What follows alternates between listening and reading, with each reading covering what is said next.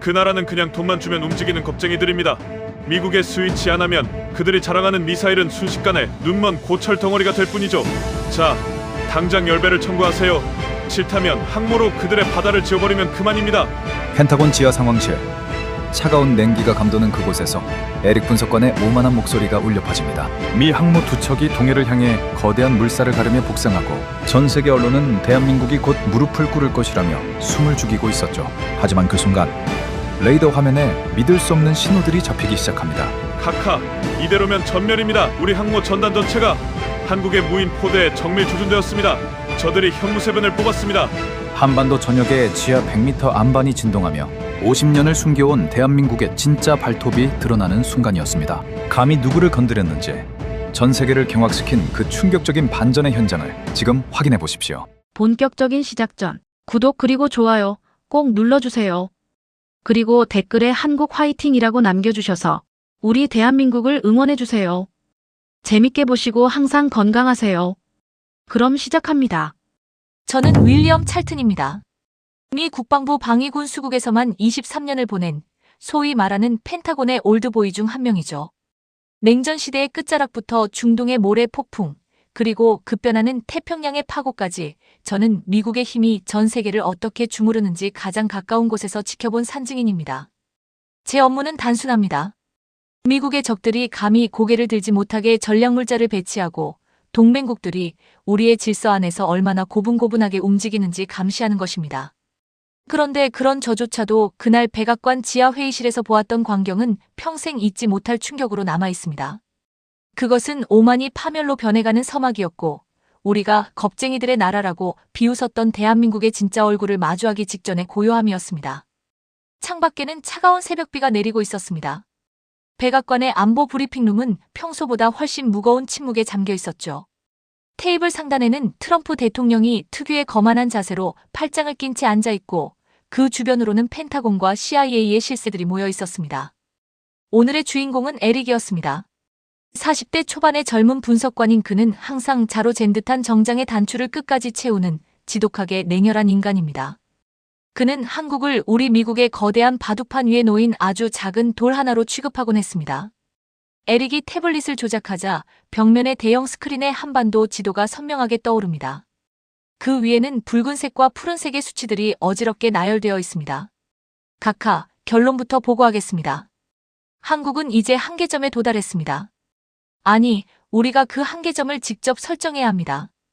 에릭의 목소리는 면도날처럼 날카롭게 방 안의 공기를 가릅니다.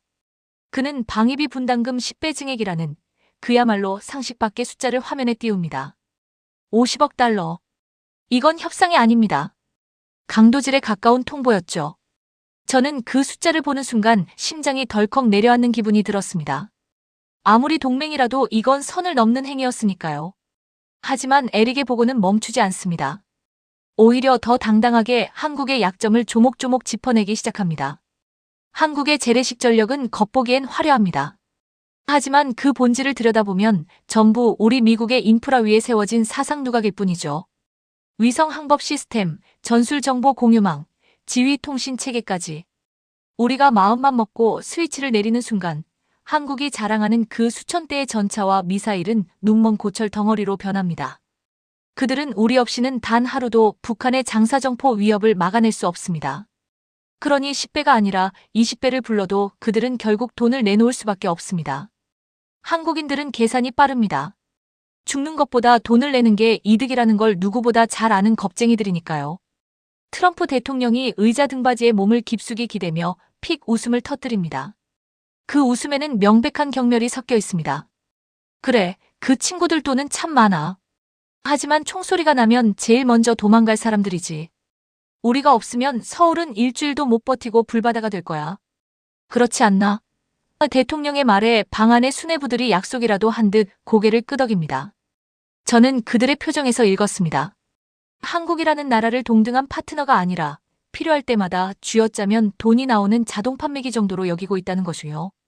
에릭은 한술 더 떠서 최후의 카드를 제시합니다. 만약 한국이 거부의 기미를 보인다면 서태평양 항모 전단을 즉각 한반도로 전진 배치하겠습니다. 칼 빈슨과 로널드 레이건, 두 척의 항모가 동해와 서해를 장악하는 순간 그들은 공포에 질려 무릎을 꿇게 될 겁니다. 역사상 유례없는 무력 시위가 될 것이며 이는 전 세계에 미국의 권위가 여전함을 알리는 완벽한 퍼포먼스가 될 것입니다. 대통령의 손가락이 탁자를 2번 두드렸습니다. 그것은 결정의 신호였습니다. 당장 실행해. 그 단 한마디가 떨어지자마자 펜타곤의 거대한 톱니바퀴가 돌아가기 시작했습니다. 3일 후 전 세계 외신들은 일제히 긴급 속보를 쏟아내기 시작했습니다. 요코스카 항을 떠난 칼 빈스남이 거대한 물살을 가르며 북상하고 괌에서 출발한 로널드 레이건함이 한반도 수역으로 진입했다는 소식이었죠. 이지스 구축함들과 공격형 핵잠수함들이 부채꼴 모양으로 전개되며 한반도의 숨통을 조여오는 광경은 그야말로 압권이었습니다. 하늘에는 미 공군의 자존심인 B-52 폭격기들이 보란듯이 편대 비행을 하며 무력의 위용을 과시했습니다. 누가 봐도 한국은 벼랑 끝에 몰린 것처럼 보였습니다. 세계의 이목은 청와대로 향했습니다. 한국이 어떤 비명을 지를지, 어떤 비굴한 사과문을 내놓을지 모두가 숨을 죽이고 지켜보고 있었죠.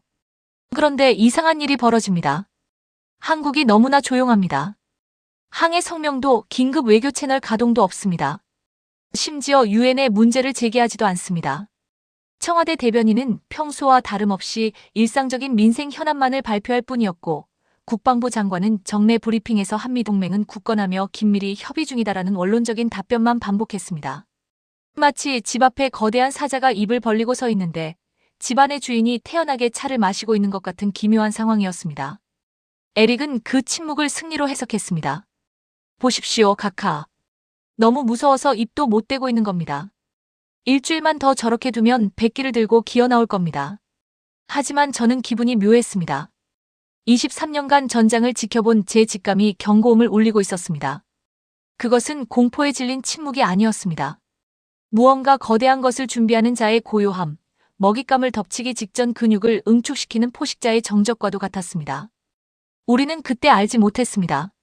한국의 그 침묵 이면에서 우리가 고철이라 비웃었던 기술들이 어떻게 괴물로 변하고 있었는지 말입니다. 한국인들이 수천 년 전부터 북쪽 하늘을 지키는 수호신의 이름을 붙여준 무기, 현무. 그 이름 속에 잠들어 있던 것이 마침내 눈을 뜨기 위해 거친 숨을 내뱉고 있었다는 사실을 우리는 꿈에도 몰랐습니다. 미국의 오만이 만들어낸 빈틈 사이로 대한민국의 진짜 저력이 소용돌이치며 솟구쳐 오를 준비를 마친 상태였다는 것을요. 저는 그날 밤 펜타곤 사무실에서 실시간으로 전송되는 한반도 주변의 위성 데이터를 분석하며 소름 끼치는 사실을 발견했습니다.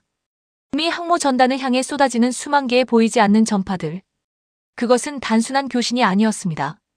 정밀하게 설계된 무인 타격 시스템이 우리 항모의 모든 약점을 낱낱이 파고들며 조준하고 있는 데이터의 흐름이었습니다.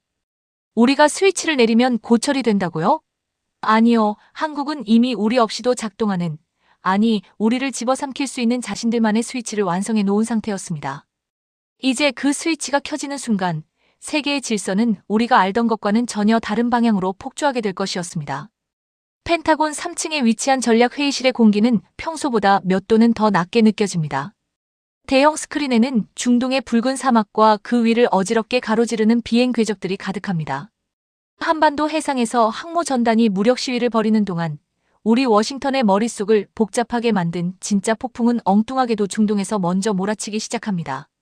이란 사태 이후 미군이 단계적으로 철수하자 그 힘의 공백을 틈탄 대규모 드론 공습이 사우디아라비아의 심장부를 겨냥한 겁니다. 저는 그곳에서 우리가 수십 년간 쌓아올린 자부심이 한순간에 무너져 내리는 참혹한 광경을 목격합니다. 화면 속 수백 대의 자폭 드론 샤헤드가 검은 구름처럼 하늘을 뒤덮고 날아듭니다. 사우디의 하늘을 지키는 것은 당연히 우리 미국의 자존심, 패트리엇 미사일 체계입니다. 전 세계가 패트리엇의 위력을 지켜보고 있습니다. 하지만 결과는 처참합니다. 48발의 요격 미사일이 불을 뿜으며 솟구쳤지만 실제로 표적을 맞춘 건 31발뿐입니다. 나머지 17발은 허공을 가르거나 유도가 풀려 사막 한가운데로 곤두박질 칩니다. 특히 저고도로 기어들어오는 군집 드론들의 패트리엇의 눈은 완전히 멀어버린 상태입니다. 다란 정유시설 외곽에 폭발이 일어나고 검은 연기 기둥이 하늘을 찌르는 모습이 실시간 위성으로 전송됩니다. 그때 화면 한 구석에서 믿을 수 없는 장면이 포착됩니다. 리야드 남부 외곽에 배치된 다른 방공포대가 가동되기 시작합니다. 그건 패트리엇이 아닙니다. 바로 한국이 수출한 천국 -2 포대입니다. 저는 상황실 대형 스크린 앞으로 바짝 다가섭니다. 천국 -2가 잡아낸 표적 숫자가 화면 오른쪽 상단에서 미친 듯이 올라가기 시작하는데 그 속도가 상상을 초월합니다. 23기, 47기, 62기. 단 한 발의 오차도 없습니다. 한국의 미사일들이 수직으로 솟구쳐 올라 공중에서 콜드 론칭 방식으로 점화되더니 마치 춤을 추듯 궤적을 그리며 날아오는 모든 드론을 박살냅니다. 말도 안 돼. 저게 정말 한국 거란 말이야? 상황실에 있던 미 공군 소장이 들고 있던 커피잔을 내려놓으며 중얼거립니다. 요격률 100%. 패트리엇이 뚫린 그 똑같은 하늘 아래서 우리가 고철이라 비웃었던 한국의 시스템은 바늘 하나 통과시키지 않는 철벽을 보여줍니다. 그것은 단순한 무기체계의 차이가 아니었습니다. 한국인들이 우리 하늘은 우리가 지킨다는 일념으로 미국의 간섭과 제약 속에서도 50년간 갈고 닦아온 기술적 한이 폭발하는 순간이었습니다. 이 교전 기록이 전 세계 군사정보망을 타고 퍼져나가는 데는 채 1시간도 걸리지 않았습니다. K-방산이라는 단어가 하루아침에 모든 뉴스의 헤드라인을 점령합니다. 중동의 왕자들이 서울행 비행기에 앞다투어 몸을 싣는 모습이 위성사진에 줄줄이 잡힙니다. 사우디뿐만이 아닙니다. 아랍에미리트, 카타르, 심지어 유럽의 폴란드까지 한국의 무기를 사겠다며 줄을 서기 시작합니다. 누군가는 이를 K-방산 셔틀이라 불렀는데 그 표현은 정확했습니다. 전 세계가 미국이라는 오래된 버스 대신 한국이라는 가장 빠르고 강력한 새 버스로 갈아타려 하고 있었으니까요. 워싱턴은 공황 상태에 빠집니다. 에릭의 얼굴은 이제 분노를 넘어 파랗게 질려 있습니다. 이건 운이 아닙니다. 한국이 우리의 핵심 기술을 몰래 개량해서 독자적인 체계를 완성한 겁니다. 당장 기술 이전을 요구해야 합니다. 거부한다면 대한민국에 적용 가능한 모든 수출 통제 목록을 재검토해야 합니다. 그의 목소리에는 동맹에 대한 예우 따위는 없습니다. 오직 우리가 가진 패권을 지키기 위해 상대의 목을 조르겠다는 비열한 욕망뿐입니다. 결국 제재안이 발표됩니다. 반도체 제조 장비의 한국 수출 규제, 방산 공동개발 프로그램 동결, 그리고 한국 금융기관에 대한 달러 결제 제한 경고까지. 하나하나가 한국 경제의 가장 아픈 곳을 노린 정밀 타격입니다. 우리의 말을 듣지 않는다면 너희의 번영도 여기서 끝이다. 이것이 우리가 한국에 보내는 공식적인 협박이었습니다. 하지만 우리는 한국인들을 몰라도 너무 몰랐습니다. 그들이 어떤 민족입니까? 원유 한 방울 나지 않는 나라에서 세계 최고의 정유 기술을 만들고 무기 하나 없던 벌판에서 세계적인 전차와 미사일을 만들어낸 사람들입니다. 압박이 강해질수록 그들의 결속력은 강철처럼 단단해졌고 우리가 막으려 했던 그 기술의 문 뒤에서 그들은 더 거대한 괴물을 빚어내고 있었습니다. 어느 날 저녁, 백악관 상황실에 믿기 힘든 첩보가 들어옵니다. 러시아의 푸틴이 카메라 앞에 서서 공식 성명을 발표한 겁니다. 대한민국은 러시아의 핵심 전략 파트너입니다. 우리는 어떤 외부 세력의 부당한 압력에도 반대하며 한국의 주권과 기술적 자주성을 전적으로 지지합니다. 이 한 문장에 워싱턴은 뒤집어집니다. 러시아가 공개적으로 한국의 편을 들다니요? 이건 단순히 외교적인 수사가 아니었습니다. 우리가 한국을 고립시키려 하는 동안 한국은 이미 우리의 통제를 벗어나 세계의 세력 판도를 쥐락펴락하는 거대한 축으로 성장해 있었던 겁니다. 에릭은 태블릿을 집어던지며 소리를 지릅니다. 왜 저들이 한국을 돕는 거야? 대체 한국이 무엇을 줬길래? 하지만 저는 알고 있었습니다. 한국이 준 것은 단순한 기술이 아닙니다. 그것은 상대를 존중하는 진심이었고 어떤 위협 앞에서도 굴하지 않는 기계였습니다. 우리가 동맹을 돈으로 계산할 때 한국은 신뢰로 세계를 자기 편으로 만들고 있었던 거죠. 창밖으로 보이는 펜타곤의 육중한 벽이 그날따라 유난히 답답하게 느껴졌습니다. 저는 직감했습니다. 우리가 쳐놓은 그물은 이미 찢어졌고 그물 밖으로 빠져나간 한국이라는 대어가 이제는 우리를 집어삼킬 만큼 거대해졌다는 것이요. 그리고 그들은 이제껏 누구에게도 보여주지 않았던 자신들의 진짜 비대칭 전력을 꺼내들 준비를 마쳤습니다. 미국조차 한 번도 본 적 없는 물리 법칙을 무시하는 가공할 위력의 무기. 현무의 최종 진화형이 그 지하 벙커의 차가운 어둠 속에서 마침내 붉은 눈을 뜨고 있었습니다. 우리 미국의 오만이 불러온 대가는 이제 시작일 뿐이었습니다. 한국을 화나게 만든 것이 얼마나 무서운 결과를 초래하는지 우리는 곧 뼈저리게 깨닫게 될 터였습니다. 펜타곤 지하 2층, 그 깊은 곳에서 울리는 보안 전화기의 진동 소리가 제 등줄기를 타고 서늘하게 흐릅니다. 그것은 우리가 결코 듣고 싶지 않았던, 그러나 마주해야만 하는 진실의 서곡이었습니다. 그 영상 파일이 펜타곤에 도착한 날을 저는 절대로 잊지 못합니다. 정확히 새벽 3시였습니다. 며칠째 계속되는 한국과의 신경전과 중동의 혼란 때문에 저는 사무실 소파에서 재킷을 덮고 겨우 잠이 들어 있었죠. 그때 보안 전화기의 날카로운 진동이 고요한 방 안을 갈기갈기 찢어놓습니다. 화면에 뜬 발신자는 CIA 기술정보 부국장이자 제 웨스트포인트 동기인 마이클입니다. 20년 넘게 정보 분야에서 뼈가 굵어 웬만한 일에는 눈 하나 깜짝하지 않는 그 친구의 목소리가 수화기 너머에서 떨리고 있습니다. 윌리엄, 지금 당장 내려와. 지하 브리핑룸이야. 이건 우리 상식을 완전히 벗어났어. 저는 구겨진 셔츠를 매만질 새도 없이 펜타곤 지하 2층 최고 등급 보안 구역인 특수 브리핑룸으로 달려갑니다. 보안 게이트를 3번이나 통과해 문을 열고 들어서니 방 안에는 이미 국방과학기술자문관과 미사일 방어국 분석관들이 넋이 나간 표정으로 대형 스크린을 응시하고 있습니다. 조명은 어둡고 오직 스크린에서 뿜어져 나오는 푸른 빛만이 그들의 하얗게 질린 얼굴을 비추고 있습니다. 마이클이 저를 보더니 말없이 리모컨을 누릅니다. 3시간 전 우리 요원들이 한국국방과학연구소, 그들이 ADD라고 부르는 곳의 내부망을 뚫고 7분짜리 영상을 확보했어. 그들이 지난 10년간 무엇을 숨겨왔는지 이제 그 실체가 드러난 거지. 영상이 재생됩니다. 화질은 거칠지만 그 안의 내용은 보는 이의 숨통을 조이기에 충분합니다. 화면 속 장소는 거대한 지하 공동입니다. 천장 높이가 좋기 30m는 되어 보이는 그곳은 자연 동굴이 아니라 단단한 화강 안반을 정밀하게 깎아 만든 요새입니다. 그리고 그 중심부 이동식 발사대 위에 수평으로 누워있는 검은 괴물이 나타납니다. 그것이 바로 대한민국의 최종 병기, 현무세분입니다. 길이는 약 25m, 중량은 40톤 이상으로 추정되는 그 거대한 동체는 일반적인 미사일과는 형태부터가 다릅니다. 노즈콘 부분은 공기 저항을 극한으로 줄이기 위해 마치 날카로운 쐐기처럼 각이 져 있고 동체 표면은 빛조차 흡수해버리는 무광택 검은색 특수 코팅이 되어 있습니다. 분석관 하나가 떨리는 목소리로 브리핑을 이어갑니다. 각하, 저 미사일의 탄두 중량은 최소 8톤입니다.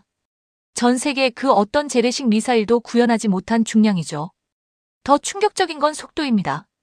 우리 물리 모델로 역산한 결과 저 괴물은 종말 단계에서 마하 15의 속도로 지면을 타격합니다.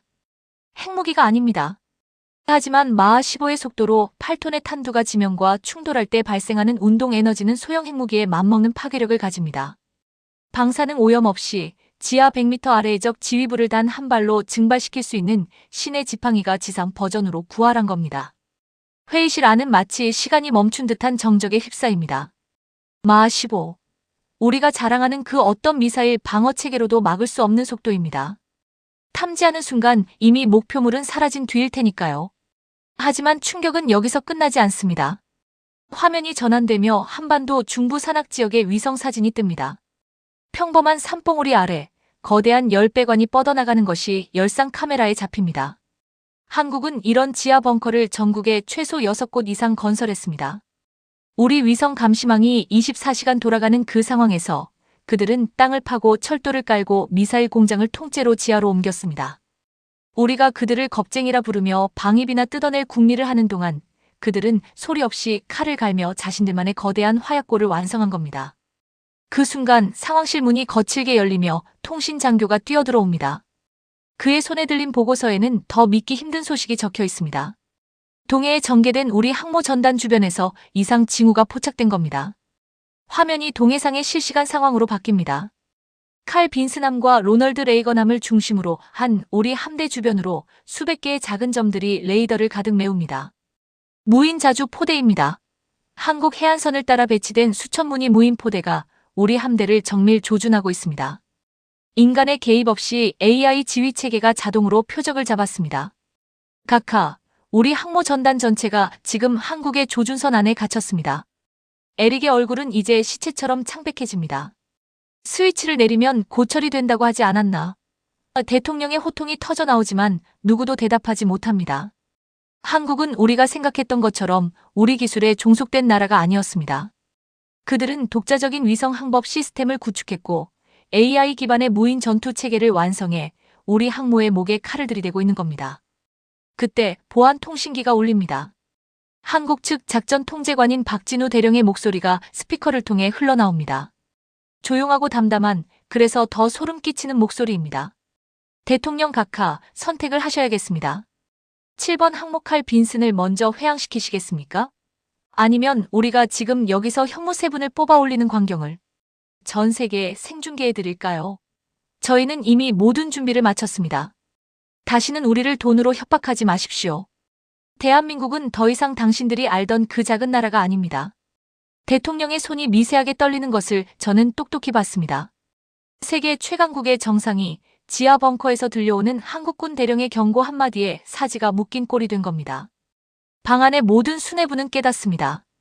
우리가 건드린 것은 순한 양이 아니라 잠자고 있던 거대한 용의 꼴이었다는 것을요.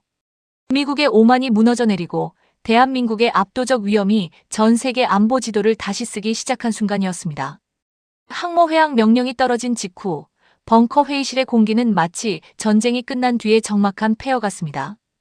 대통령은 털썩 주저앉아 넥타이를 거칠게 풀고 에릭은 벽에 등을 기대고는 초점 없는 눈으로 허공을 응시합니다. 저 역시 무릎 위에 놓인 두 손이 멈추지 않고 떨리는 것을 그저 바라보고만 있을 뿐입니다. 바로 그때 한국 측 회의실 문이 천천히 열립니다. 들어온 사람은 60대 중반의 노신사입니다. 화려한 군복이 아니라 단정한 남색 양복을 입은 그는 체구는 크지 않지만 걸음걸이 하나하나에 형용할 수 없는 무게감이 실려 있습니다. 흰머리가 섞인 머리카락을 깔끔하게 넘기고 두꺼운 뿔테 안경 너머로 깊고 형형한 눈빛이 우리를 흡습니다. 박진우 대령과 한국 국방장관이 즉시 자리에서 일어나 예우를 갖춥니다. 이 방에서 가장 계급이 높은 이들이 민간인인 그에게 길을 내주는 모습은 그 자체로 경외감을 자아냅니다. 국방과학연구소 도원기 국장입니다. 그 이름이 들리는 순간 제 심장이 쿵쾅거립니다. ADD. 우리가 해킹으로 겨우 7분짜리 영상을 훔쳐냈던 그 비밀의 요새를 이끄는 수장이 바로 제 눈앞에 서 있는 겁니다. 도 국장은 미 대통령을 향해 정중하게 고개를 숙이더니 손에 들고 있던 낡고 가죽이 해진 서류 가방에서 물건 하나를 꺼냅니다. 그것은 육각 볼트 하나입니다. 손바닥 안에 쏙 들어오는 크기에 여기저기 녹이 슬고 표면이 거친 아주 평범한 쇠붙이입니다. 그는 그 볼트를 테이블 중앙에 가만히 내려놓습니다. 탁하는 금소금이 정적을 깨고 방 안가득 울려 퍼집니다. 대통령이 의아한 표정으로 그 녹슨 볼트를 내려다보자 도 국장이 낮고 차분한 목소리로 입을 엽니다. 그의 한국어는 동역관을 통해 영어로 전달되지만 저는 그 음성 자체에 실린 거대한 역사의 무게를 피부로 느낍니다. 이 볼트는 1973년 울산 현대조선소에서 제작된 것입니다. 대한민국이 최초의 대형 선박을 만들 때 쓰였던 녀석이죠. 당시 우리에게는 설계도도 없었고 배를 만들어 본 경험도 없었습니다. 일본과 유럽의 회사들은 우리를 비웃었습니다. 볼트 하나 제대로 못 만드는 나라가 무슨 배를 만드느냐고 말이죠. 도 국장은 볼트를 가리키며 말을 이어갑니다. 우리 기술자들은 그 비웃음을 삼키며 이 볼트를 직접 깎았습니다. 선반 하나에 매달려 밤낮으로 피를 흘렸습니다. 손가락이 갈라지고 쇠가루가 폐에 박혀도 멈추지 않았습니다. 그렇게 만든 배가 바다를 건너고 그렇게 만든 차가 세계를 달렸습니다. 그리고 이제 그가 태블릿을 들어 현무 3분의 설계도를 띄웁니다. 이것이 50년 전 그 녹슨 볼트의 후손입니다. 저는 그 순간 깨닫습니다. 우리가 고철이라 부르며 무시했던 한국의 무기들은 단순히 기계의 조합이 아니었습니다. 그것은 나라를 지키기 위해, 다시는 짓밟히지 않기 위해 스스로를 화약고로 만든 50년의 집념 그 자체였던 겁니다. 도 국장의 목소리가 한 톤 깊어집니다. 미사일 지침이라는 이름으로 우리의 팔다리를 묶어두셨죠. 사거리 180km가 한계라면 우리는 그 안에서 세계 최고의 정밀도를 만들었습니다. 탄두 중량 500kg의 한계라면 우리는 그 무게로 수톤의 파괴력을 내는 기술을 개발했습니다. 당신들이 선을 그을 때마다 우리는 그 선을 딛고 넘어서는 법을 배웠습니다. 한국 사람들은 그렇게 살아왔습니다. 없으면 만들고 막히면 돌아가고 돌아갈 길이 없으면 땅을 파서라도 길을 내는 것. 그것이 대한민국의 힘입니다. 대통령이 천천히 손을 뻗어 그 녹슨 볼트를 집어듭니다. 거친 금속의 촉감이 손가락 끝에 전해지자 그의 표정에서 오만함은 온데간데 없이 사라집니다. 대신 그 자리에는 한 시대를 버텨온 노학자와 그 나라에 대한 진심 어린 존경이 차오릅니다. 방 안의 미측 수뇌부들 역시 고개를 숙입니다. 에릭조차 주먹을 꽉 쥔 채 아무 말도 하지 못합니다. 도 국장은 마지막으로 우리를 향해 말합니다. 우리는 누군가를 침략하기 위해 이 괴물을 만든 게 아닙니다. 다시는 내 부모와 내 자식들이 남의 나라 눈치를 보며 울지 않게 하려고 건드리면 누구나 다치는 그런 강한 나라가 되려 한 것뿐입니다. 이제 우리는 대등한 파트너로서 이야기할 준비가 되었습니다. 각하의 대답은 무엇입니까?